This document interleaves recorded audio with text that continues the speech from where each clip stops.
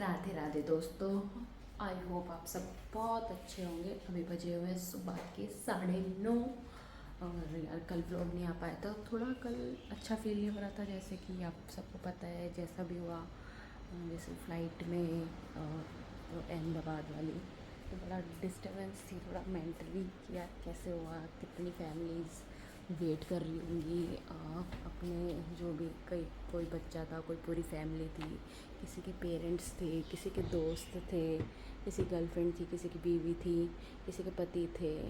तो बड़ा अजीब लगा यार। और कुछ सेकंड में मतलब कहते हैं ना, बोलने का टाइम ही नहीं मिला उन्हें कि कुछ भी सोचो। वो जो जैसे उन्हें एयरपोर्ट छोड़ के गए, जैसे एक का मैं देख रही थी कि उसके उस लड़की के 5 या 6 महीने पहले शादी हुई थी, तो उसके पापा उसको एयरपोर्ट छोड़ के आए थे और उसने सेल्फी ले रखी थी उसके पापा ने वहाँ पे। और वो लंदन जा रही थी अपने पति के पास, first time out of India जा रही थी, ऐसे कुछ था, राजस्थान से।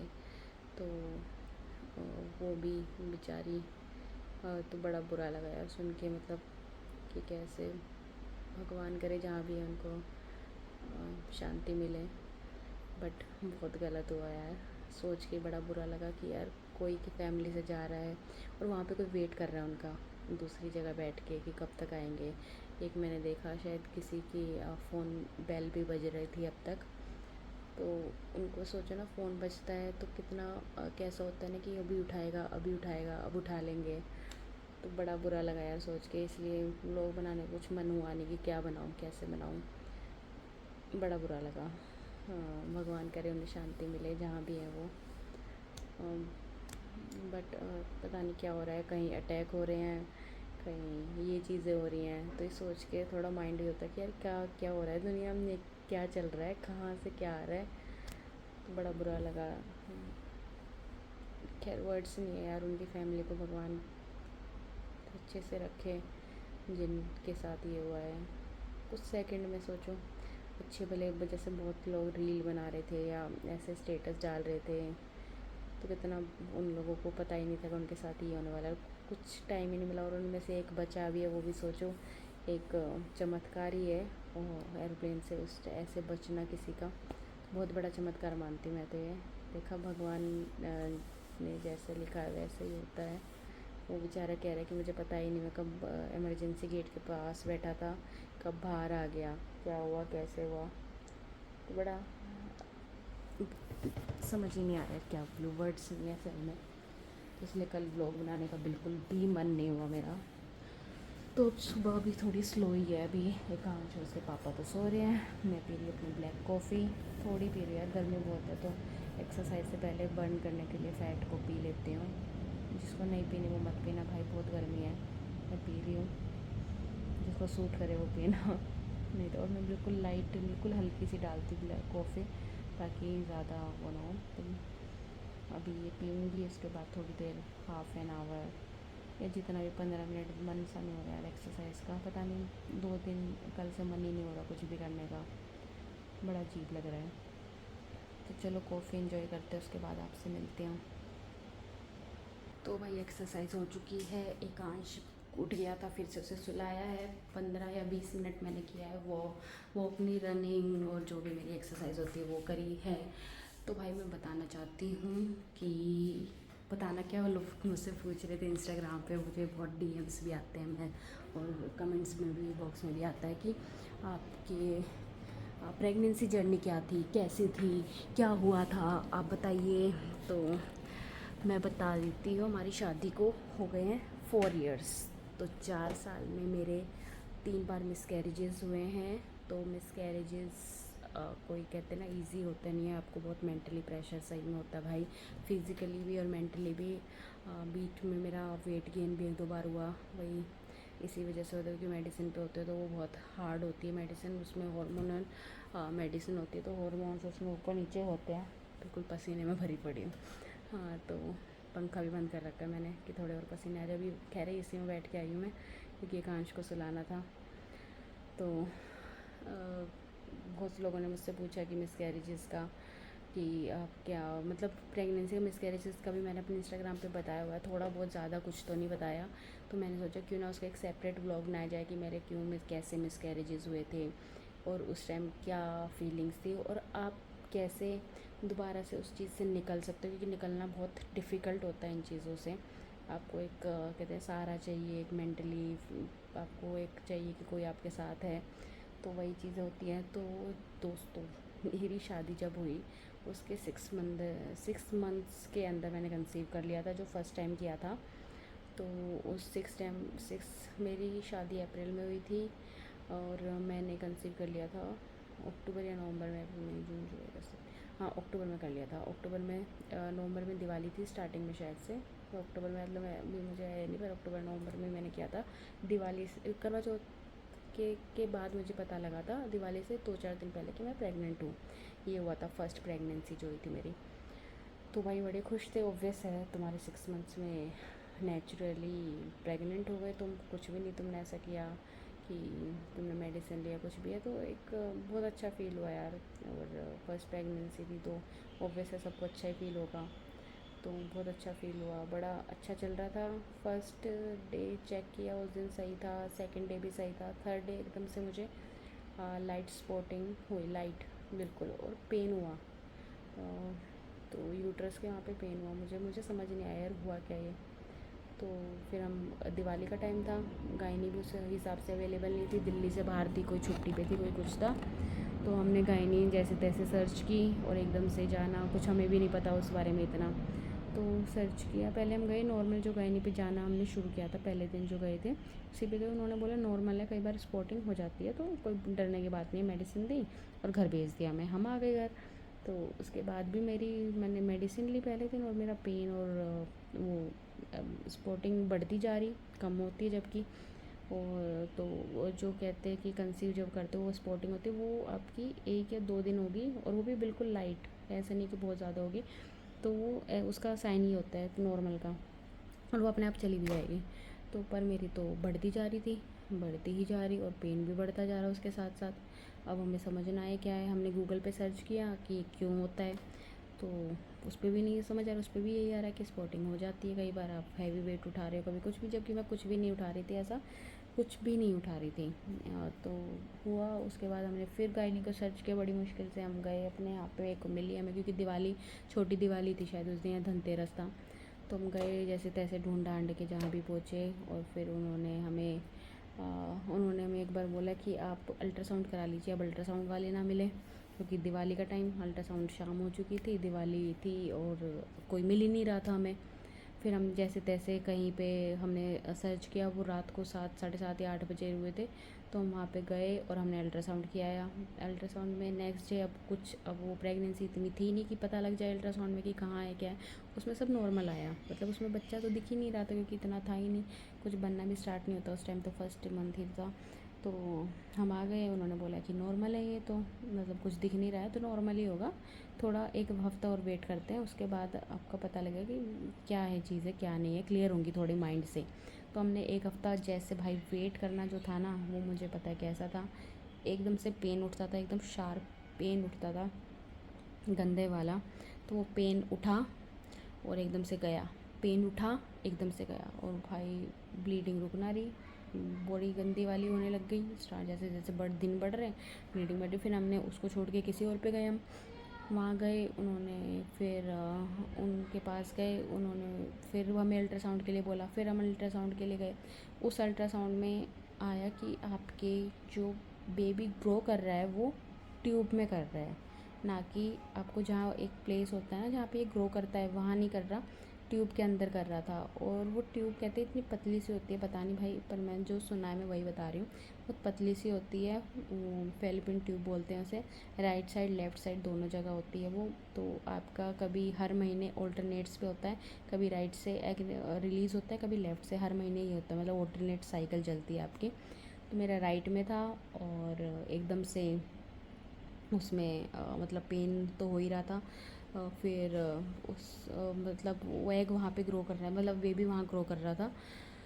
तो भाई जैसे तैसे अब पता लगा, हमें पता नहीं, अब गूगल पे फिर सर्च किया हमने कि क्या होता है, कि अगर ट्यूब में बेबी ग्रो करे तो क्या क्या हो सकता है, क्या होता है और इसको क्या बोलते हैं। तो हमें पता चला कि इसको एक्टोपिक प्रेगनेंसी बोलते हैं, जो कि मैंने ज़िंदगी में, मैंने और मेरे पति ने पहली बार नाम सुना था, एक्टोपिक प्रेगनेंसी। शायद आप में से कुछ आज पहली बार ये शब्द सुन रहे हों, या बहुतों को पता भी होगा, जो भाई मैरिड हैं, या मैरिड ऐसा नहीं, मैरिड हर किसी को पता होगा, पर हमारे लिए भी नहीं था। अगर हमारे साथ ये चीज़ नहीं होती तो ऑब्वियस हमें भी ये वर्ड नहीं पता होता ये क्या है एक्टोपिक प्रेगनेंसी। हमारी भी नॉर्मल प्रेगनेंसी होती, बच्चा होता, हम नॉर्मल थे, हमें कुछ था ही नहीं कि ये प्रेगनेंसी, क्यों डीपली कोई जाता ही नहीं इन चीज़ों में। तो बहुत से वो पहली बार ही सुन रहे होंगे। तो एक्टोपिक प्रेगनेंसी बोलते हैं इसे।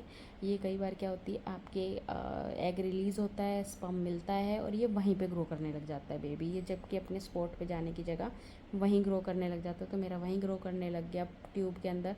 और ट्यूब बहुत कहते हैं पतली सी होती है, अगर वो जल्दी ग्रो कर रहा है, और बेबी बहुत जल्दी करता है रैपिडली ग्रो, तो ग्रो करे जा रहा था। वो ट्यूब फट भी सकती थी, बट भगवान की दया थी, जो भी कहिए, भगवान का ही कहूँगी और किस, जो भी नहीं, भगवान की ही दया थी जो मैं बच गई।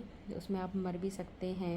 ये बोलते हैं कि अगर ट्यूब फट जाए और ब्लीडिंग ज़्यादा हो जाए, पेट तक ब्लीडिंग पहुंच जाए, तो आप मर भी सकते हैं। तो ये इसका कहते हैं ना सबसे डेंजरस पार्ट होता है। अगर आप इसको ध्यान से जल्दी इसका ट्रीटमेंट ना लें तो ये सारी दिक्कतें हो सकती है। ब्लड आपका पेट में आ सकता है, फट सकती है। और पेन तो भाई मैंने जो झेला हूँ, मैं वर्ड्स में तो आज क्या ही बताऊँ कि क्या पेन था। ऐसा गंदा पेन मैंने आज तक नहीं देखा है। मुझे पता है, सोचो मेरी गायनी ने मुझे, उसके बाद भाई गायनी भी कोई ढंग की नहीं मिली है। मैं कोई भी एक गायनी जो थी ढंग की थी, सब पैसा बना रहे हैं, सब पैसा बना रहे हैं, सबको अपना लालच था, किसी को मतलब नहीं था कि इसकी ट्यूब फट सकती है, नहीं फट सकती, बस हाँ पैसा बना दो, अच्छा हमें इतना पैसा दे दो, हमें इतना पैसा दे दो। तो ये तो भाई बड़ा बुरा हाल था हमारे यहाँ पे गायनियों का। भाई उन्होंने, मैं कहना चाहूँगी अगर कोई देख रही हैं या देखे तो भाई ऐसा मत लूटो किसी का। बहुत इमोशनल चीज़ें होती है बच्चा, और ये सारी चीज़ें बहुत इमोशनली कनेक्शन होता है एक माँ का अपने बच्चे के साथ। तो आप पैसे बनाने के चक्कर में उनको पागल मत बनाइए। और ये मेरे साथ हुआ है कभी, कोई बहुत गायनी नहीं, हम तो ये नहीं होता है, होता है, तुम बनाते हो पागल। मैं कह रही हूँ सारी नहीं बनाती, पर 100 में से 10 तो हैं जो बनाती है, जबकि 100 में से 10 से ज़्यादा ही होंगी। उन्हें भी पता है कि वो क्या करती है क्या नहीं करती। उन्हें नहीं पता तो ऊपर वाले को तो पता है कि वो क्या कर रही हैं। तो किसी को ऐसे वर्ड तुम वो नहीं कर सकते। मुझे बड़ी चिढ़ हो गई थी उन लोगों से, क्योंकि उन्होंने मेरी ट्रीटमेंट उस टाइम सही से नहीं करी, मतलब बहुत एंड में जाके करी। और फिर ऐसे ऐसे दिन निकलते गए और मेरा पेन बढ़ता गया भाई। उस गायनी ने तो, वो तो गायनी सोचो छुट्टियां मनाने, दिवाली थी, आउट ऑफ दिल्ली चली गई बिना बताए मुझे। जबकि मैं उनसे फ़ोन कर रही हूँ कि मुझे बता देना कब आना है। उन्होंने बोला था एक इंजेक्शन होता है वो लगता है, तो वो लगा देंगे। उन्होंने उसके लिए भी मुझे बोला कि दिवाली होने दो, ये सारी चीज़ें दिवाली में धनते वो क्या था, भाई दूज वगैरह, तो ये सारी चीज़ें हों तो उसके बाद करेंगे ट्रीटमेंट। सोचो उन्हें कोई फ़र्क ही नहीं था कि साथ के साथ, जबकि अगर बात करो तो मेरा उसी टाइम इंजेक्शन लगना था, उसी टाइम उसकी ट्रीटमेंट हो जाती, वहाँ से वो मतलब ब्लीडिंग हो, क्योंकि वो बच्चा होता ही नहीं है, वो सिर्फ एक ग्रो कर रहा होता है, एक स्पर्म और एग मिलते हैं तो वो चीज़ें ग्रो करने लग जाती है एक तरह से। तो वो ग्रो करने लग गई थी वहाँ पे, तो उसको निकालना बहुत ज़रूरी था। उसी टाइम वो इंजेक्शन लगाती मुझे, तो वो मेरा वहीं पे 48 आवर्स के अंदर ठीक हो जाता। बट उन्होंने ऐसा नहीं करा, क्योंकि उन्हें बनाने थे पैसे, और पैसे ज़्यादा जब बनते, जब हॉस्पिटल में एडमिट होती, मेरी ट्यूब फटती, अगर नहीं फटती तो बेबी तो ग्रो कर चुका होता, तो वो क्या करते, मेरी ट्यूब निकाल देते राइट या लेफ़्ट साइड की। और क्या इससे क्या होता कि उनके पैसे ज़्यादा बनते, क्योंकि लाख रुपए 1.5 लाख रुपए अच्छे हॉस्पिटल तो यही लेते हैं। तो भाई अगर किसी के, भगवान ना करे कभी हो, अगर किसी की गलती से हो भी जाए, मैं कह रही हूँ भगवान ना करे किसी को भी दर्द हो, किसी को भी कभी हो, पर हो भी जाए तो भाई गायनी को भरोसा मत करना। अगर स्टार्टिंग स्टेज है तो ये इंजेक्शन से सही हो जाती है, मैं आज भी कहूँगी। इसके लिए आपकी सर्जरी की ज़रूरत नहीं होती है, क्योंकि मैं खुद की एक्सपीरियंस्ड हूँ इस चीज़ में, खुद मेरे साथ हुआ है। तो मैं आपको बताना चाहूँगी, गायनी आपको बहुत डराएगी, मुझे भी बहुत डराया था। हमें एक गायनी मिली थी, मैं बताती हूँ आगे कि उसने हमें कैसे इन चीज़ों से बचाया।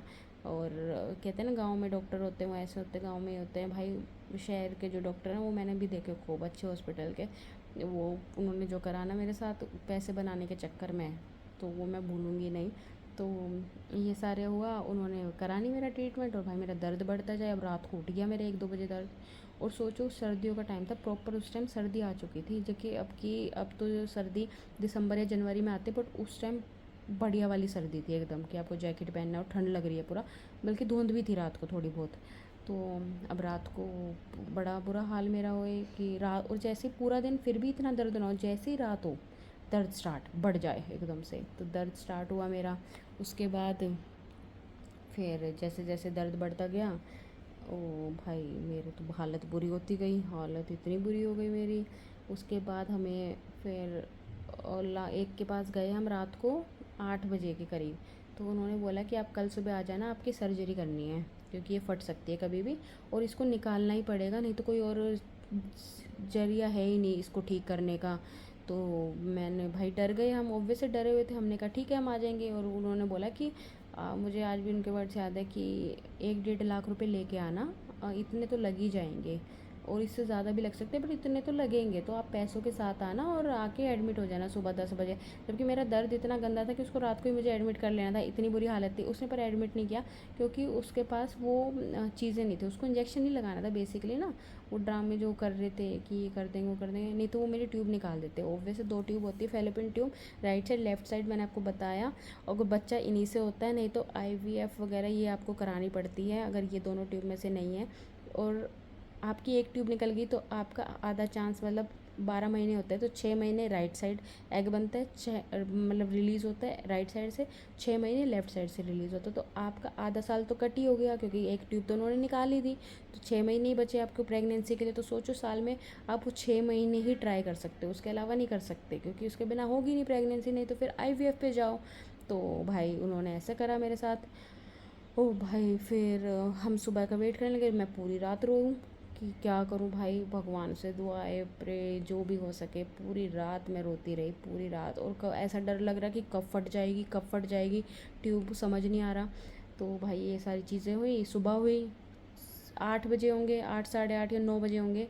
तो हम तैयार होने लगे, इतने में मेरी मम्मी का फ़ोन आया कि यहाँ पे हमारे, मतलब मैं जहाँ की हूँ वहाँ पे हमारे एक गायनी है, क्यों एक बार उसको दिखा ले, उसके बाद तू चली जाइयो, तुझे जहाँ कराना है ट्रीटमेंट वो तो होनी है, फिर लास्ट ऑप्शन तो वही है, एक बार वहाँ दिखा दे।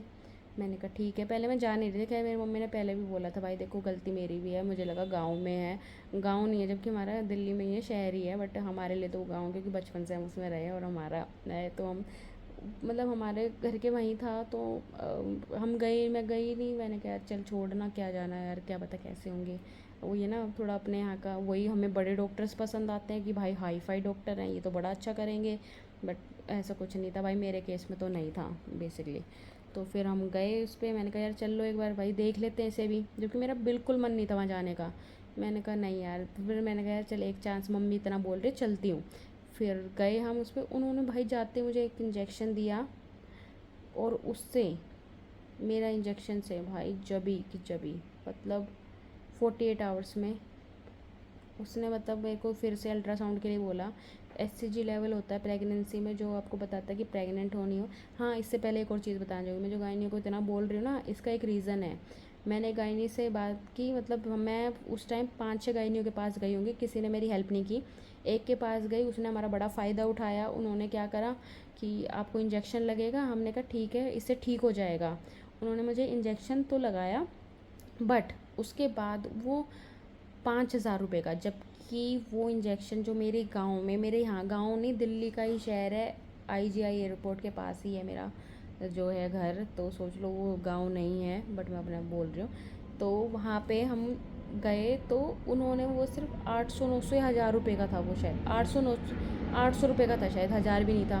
और वो उसने मुझे 5,000 का लगाया था। और मेरे घर से मतलब थोड़ा इधर की साइड, मैं क्या ही बताऊँ आपको, छोड़ो।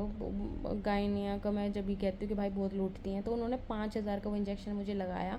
उसके बाद इतने ड्रामे करे कि आपको ऐसे लेटना है, आपको हॉस्पिटल में एडमिट रहना है, फलाना डिगना, जबकि उस इंजेक्शन के बाद आपको कुछ नहीं करना, आप नॉर्मल अपना डेली रूटीन वाला काम कर सकते हो। क्योंकि उन्होंने जो मेरी गाँव, मतलब मेरे यहाँ पे थी, मेरी जहाँ की मैं हूँ, उन्होंने मुझे इंजेक्शन लगाया और 10 मिनट बाद ही बोला कि जाओ आप घर और अपना नॉर्मल लाइफ जीना स्टार्ट कर दो। तो अब इसका बस इसलिए मुझे गायनियों से इतनी चिढ़ हो रही थी कि उन्होंने लूटा हाल, और आप सब टाइम का फ़ायदा उठाया। सबसे बड़ी बात है कि उन्होंने समय का फ़ायदा उठाया, जो कि बहुत गलत है। तो भगवान तो देखते हैं जी, हम तो नहीं, आप सोचो कि कितने अच्छे मीठे बन लो, नहीं हो आप। तो फिर भाई वहाँ गए हम, सुबह 9 साढ़े 9 बजे वो आ जाती हैं। तो वो भाई गई, उन्होंने जाते मुझे इंजेक्शन लगाया और बोले 48 आवर्स बाद आप अल्ट्रासाउंड कराएंगे, क्योंकि 40 आपका जो HCG होता है वो हर 48 आवर्स में बढ़ता या कम होता है, उससे पहले नहीं पता लगता। तो मैंने 48 आवर्स बाद कराया, तो मेरा HCG कम हो चुका था। तो इससे पता लग रहा था कि अब वो ग्रोथ नहीं हो रही है। तो ये मेरा एक फ़र्स्ट पॉजिटिव साइन था कि फाइनली मेरी ट्यूब फटने से बच जाएगी, पर बची नहीं थी उस टाइम तक। बताना चाहूँगी बची नहीं थी, क्योंकि इतना कम नहीं हुआ था, थोड़ा बहुत ही कम हुआ था, 20 25 या 30 तक का HCG लेवल कम आया था। उसके बाद भाई हम गए, उनको अल्ट्रासाउंड रिपोर्ट दिखा, उन्होंने बोला एक और बार लगेगा, क्योंकि थोड़ा ज़्यादा था, तो एक और बार से हो जाएगा। फिर सेकंड टाइम फिर उन्होंने उस दिन गई, उन्होंने जाते ही मुझे इंजेक्शन लगा दिया भाई। और उसके बाद तो मेरा कम होता गया और कम होता गया, मेरे ख्याल से 15 दिन या 10 दिन के अंदर मेरा ज़ीरो हो गया था HCG लेवल। मतलब सब मेरा जो अंदर से क्लीन हो चुका था एकदम से, और मैं दोनों ट्यूब के साथ सेफ थी एकदम, दोनों ट्यूब के साथ मेरी कोई ट्यूब नहीं निकली। और जबकि मेरा HCG लेवल 5,500 जा चुका था, 5,500 के करीब या 3,500 ऐसे होता, मतलब 3,500, मतलब 3,000 से ऊपर था, या 3,000 या 5,000 के बीच होगा, या 5,500 ऐसा कुछ था। पर 3,000 से ऊपर था, ये इतना मुझे पता है कि इतना ऊपर था। तो भाई उसके बाद उन्होंने सोचा मेरी लाइफ कैसे बचाई, मेरी दोनों ट्यूब बचाई, मुझे बचाया, और वो भी सिर्फ बहुत ही छोटे से पैसों में। जबकि आपकी गायनी आपको 1.5 लाख 2 लाख कुछ भी जो उनका मन आ रहा था वो तो वो बोल रही थी, उसके बाद हॉस्पिटल जाने पे क्या लेती वो नहीं पता था भाई मुझे। और ट्यूब अलग जाती, एक बचती, उससे भी सोचो मेरी प्रेगनेंसी कितनी डिफ़िकल्ट है। तो शादी को सिर्फ 6 महीने होते तो मेरे लिए कितना पैनिक की सिचुएशन होगी कि शादी को 6 महीने हुआ और ये सिचुएशन हो गई। जबकि ये सिर्फ मैं और मेरे हस्बैंड दोनों ने झेला था, हमने किसी से इतना या क्या डिस्कस करते, किसको बोलते, कौन था, कोई नहीं था हमारी लाइफ में ऐसा तो जिसको हम डिस्कस करते, क्योंकि बाहर के लोग देखा ये सब मजाक बनाते हैं, उड़ाते हैं, हंसते हैं, और ये नहीं देखते भगवान देख रहा है। वैसे भगवान के आगे बहुत हाथ जोड़ते हैं कि हम गलत नहीं बोलते, तुम सब गलत बोलते हो सबके लिए ना। तो ये सारी चीज़ हुई भाई, फिर इससे मैं निकली। उसके बाद फिर सेकंड टाइम मेरे को सेकंड टाइम मेरा मिसकैरेज हो गया था, थर्ड टाइम में मेरे बेबी की हार्ट बीट नहीं आई थी, और फोर्थ टाइम हमारे एकांश जी आ गए थे। तो भगवान पे भरोसा रखिए। बहुत लंबा व्लॉग हो जाएगा भाई, बहुत ज़्यादा लंबा। नेक्स्ट व्लॉग में मैं थोड़ी बची हुई कहानी बताऊँगी पार्ट 2 बना के, क्योंकि अभी बहुत ज़्यादा लंबी स्टोरी है। और उसके बाद बताऊँगी भी कि मैंने कैसे कंसीव करा, नेचुरल करा, IVF से करा, और क्या रहा मेरा पूरा प्रोसेस और पूरी प्रेगनेंसी जर्नी। तो मैं सेकंड पार्ट में बताऊँगी। अभी तक के लिए इतना। कुछ क्वेश्चंस हो, डाउट हो एक्टोपिक प्रेगनेंसी से रिलेटेड, आप मुझसे ज़रूर पूछना। और गायनी में आप भी कहूँगी अच्छी गायनी पे जाइए, पैसा जो लूट रही है आपको डराएंगी, बहुत पैनिक कर देगी। हमारे लिए भी बहुत पैनिक सिचुएशन कर दी थी उन्होंने, ये फलाना ढिकलाना गिरा, तो बहुत डराएंगी। तो आप थोड़ा कामली सोचना, समझना, दूसरी गायनी से भी कनेक्ट करना, और ट्यूब का भाई ध्यान रखना, क्योंकि मेरी तो सही बता रही हूँ, मेरी ट्यूब बच गई थी। और मैंने कंसीव फिर जो भी करा, नेचुरल करा, IVF करा, वो मैं बताऊँगी जल्दी आपको। तो मिलते हैं नेक्स्ट व्लॉग में, तब के लिए bye bye, take care, Radhe Radhe.